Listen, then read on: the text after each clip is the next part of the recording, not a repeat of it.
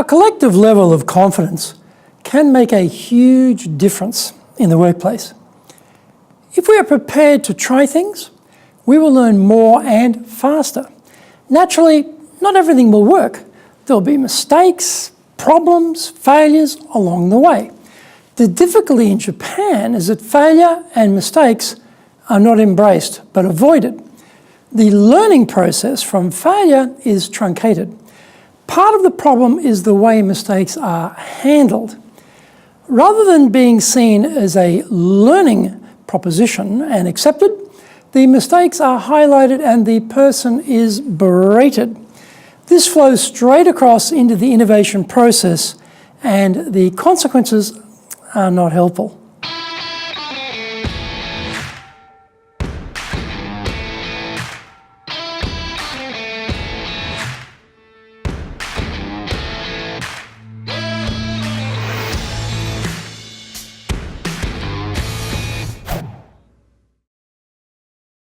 Welcome back to this weekly edition every Tuesday of the Cutting Edge Japan Business Show.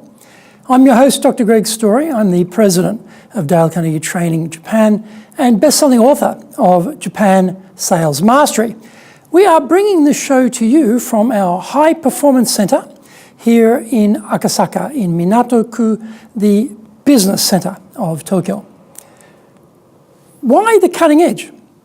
In this show, we are looking at the critical areas for success in business in Japan. We want to help advance everyone's thinking so that we will be at the forefront, the cutting edge of how to flourish here in this market. Before we get into this week's topic, here is what caught my attention lately.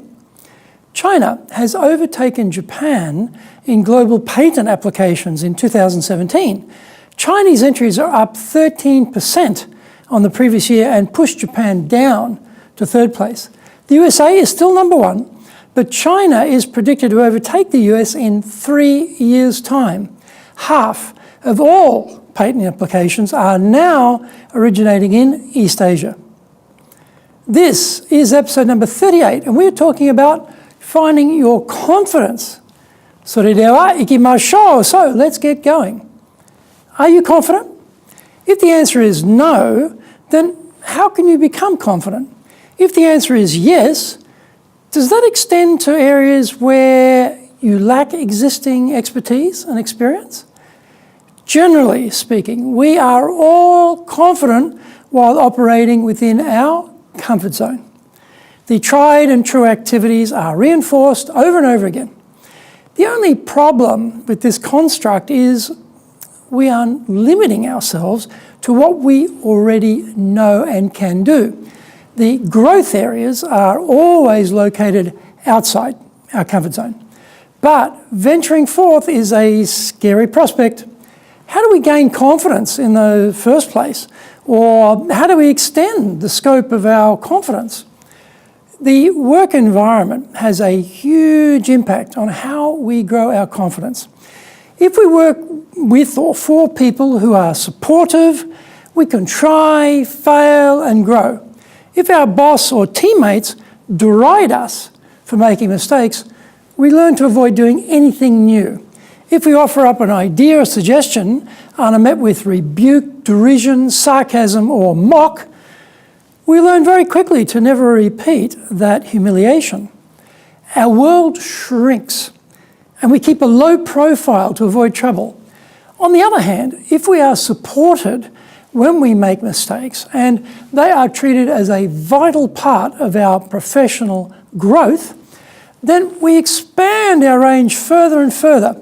We are also more likely to come up with insights, ideas, and proffer innovations. Let's take a quick reality check. If we are not getting sufficient innovation in our organization, it might not just be the lack of good idea creation or a framework thereabouts. It might be our toxic environment toward the new and different. This is overwhelming the creative process. The boss stands in front of the whiteboard, black marker, pen in hand, and commands ideas from the team. Any ideas which are not perfectly formed are critiqued right there and then. The idea exponents are left in no doubt they are idiots for coming up with such a useless suggestion, and the next idea is called for. A few rounds of this fillet the idiot game, and the same three people put up their thoughts while the rest of the team sink a bit more deeply into their chairs, silently disappearing into the background. Not good. Find out more when we come back from the break. If you want to be successful as a leader, do the Leadership Training for Managers course. All companies need people who can both manage and lead. Leading people screams out for real skills in communication, dealing with all different types of people, being excellent at innovation, planning, delegation, handling mistakes, doing performance reviews really well, and inspiring and motivating the team. Do the Leadership Training for Managers course now in either Japanese or English. If you want to sell more and do it more easily, do the Sales Advantage course. If you can't build trust, no sale. Can't design excellent questions to understand the client's needs? No sale. Can't present the solution convincingly? No sale. Can't handle objections properly? No sale. Can't close? No sale. Master the sales process by doing the Sales Advantage course now in either Japanese or English. Welcome back. Don't think this is a rare event.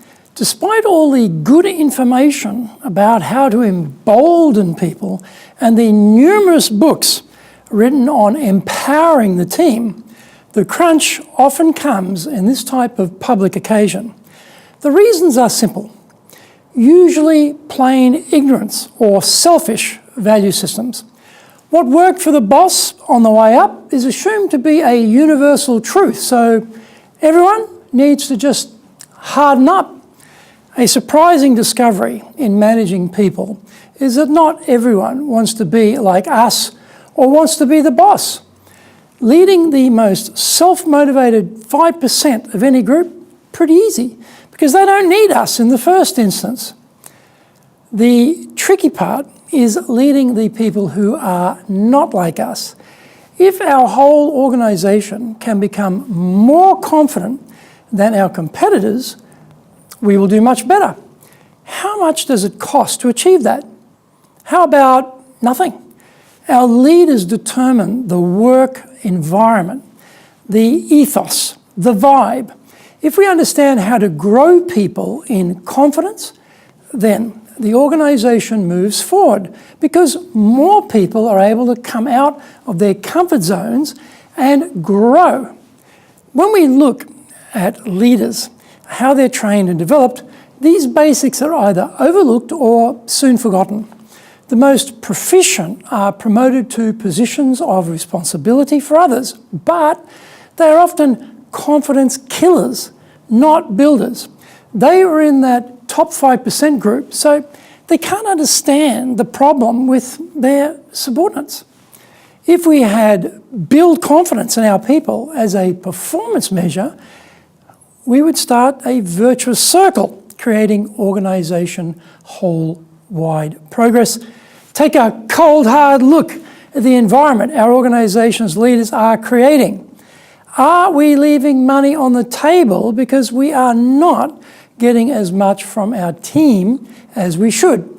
Are we focused enough on expanding confidence and comfort zones? If we aren't, then it is probably time to re-examine the education of the leadership group and turn that around. The Cutting Edge Japan Business Show is here to help you succeed in Japan.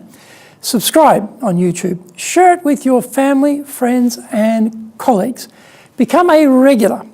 Thank you for watching this episode, and remember to hit the subscribe button. Our website details are on screen now, enjapan.dalecarnegie.com. It is awesome value, so check it out. In episode 39, we are talking about keys to owning the room when presenting. Find out more about that next week. So, yoroshiku onegai itashimasu. Please join me for the next episode of the Cutting Edge Japan Business Show. We are here to help you, and we have only one direction in mind for you and your business, and that is up.